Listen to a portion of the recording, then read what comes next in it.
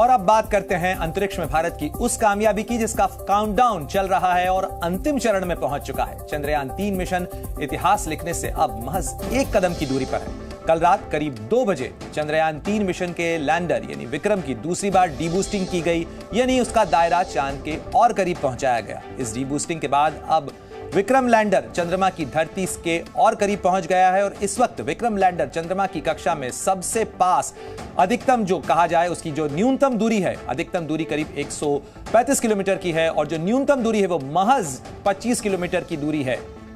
और चंद्रमा के चक्कर अभी भी लगा रहा है विक्रम लैंडर और ये अंतिम चरण है उसका। इसके बाद सीधे चांद पर लैंडिंग होगी।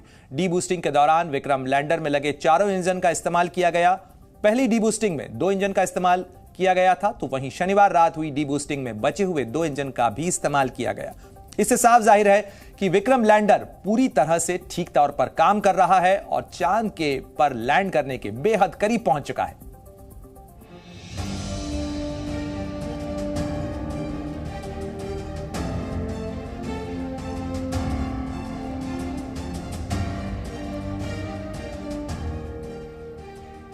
हिंदुस्तान का मिशन चंद्रयान 3 हर मुश्किल और चुनौतियों को पार करते हुए एक के बाद एक सफलता की सीढ़ियों पर चढ़ता हुआ अपनी मंजिल और मुकाम की ओर बढ़ता चला जा रहा है। मिशन मून की एक और सीढ़ी को पार करते हुए आज देर रात 1:50 पर विक्रम लैंडर की सफलतापूर्वक डीबूस्टिंग की गई, यानी चंद्रयान की रफ्तार और धीमी करने में सफलता मिल गई है। इस बात की जानकारी खुद इसरो ने ट्वीट कर दी। ट्वीट करते हुए इसरो ने लिखा, दूसरी और अंतिम डीबूस्टिंग ऑपरेशन ने LM कक्षा को सफलतापूर्वक 25 किलोमीटर गुणे 134 किलोमीटर तक कम कर दिया है।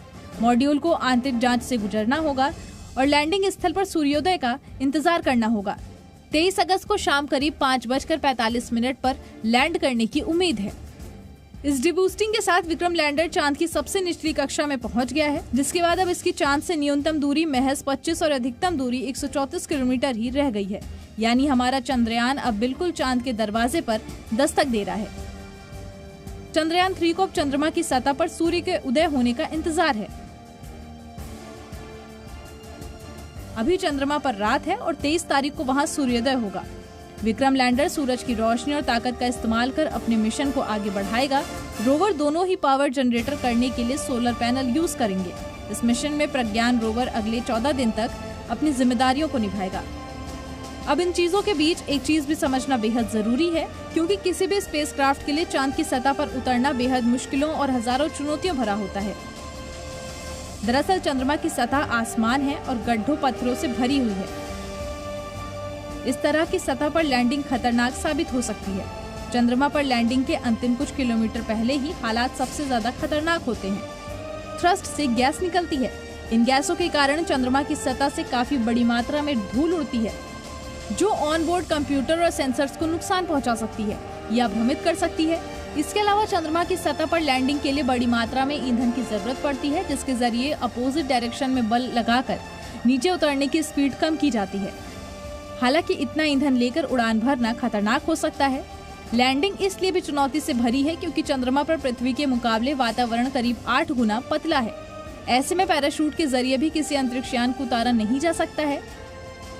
इन सब के बीच इस बार इसरो ने पुरानी गलतियों से सबक लेते हुए गलती से भी कोई गलती ना हो इसका पूरा इंतजाम किया है। यानी इस बार चांद की धरती पर कदम रखने में गलती की कोई गुंजाइश नहीं है। चंद्रयान मिशन 2 ने चांद से आखिर 2 किलोमीटर दूर अपना मिशन अधूरा छोड़ा था। इस मिशन की क्रैश लैंडिंग हुई थी, लेकिन हमारे वैज्ञानिकों ने चंद्रयान 3 मिशन की सफलता के लिए लैंडर की तकनीक में बड़ा बदलाव किया।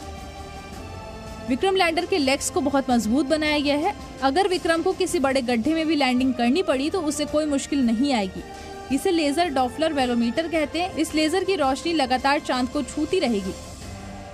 इसरो के कंट्रोल रूम में बैठे वैज्ञानिकों का इस पर पूरा नियंत्रण रहेगा।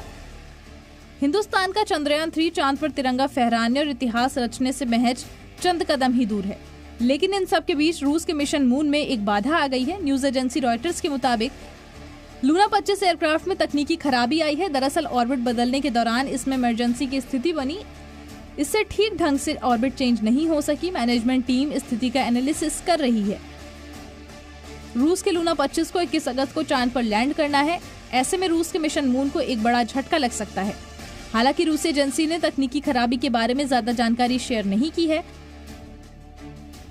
अब देखना ये होगा कि रूस का मिशन सक्सेसफुल होता है या नहीं, लेकिन हमारा चंद्रयान 3 एक के बाद एक सफलता की सीढ़ियां चढ़ता जा रहा है। ऐसे में विक्रम का विजय होना तय है। ब्यूरो रिपोर्ट, जी न्यूज। जी न्यूज।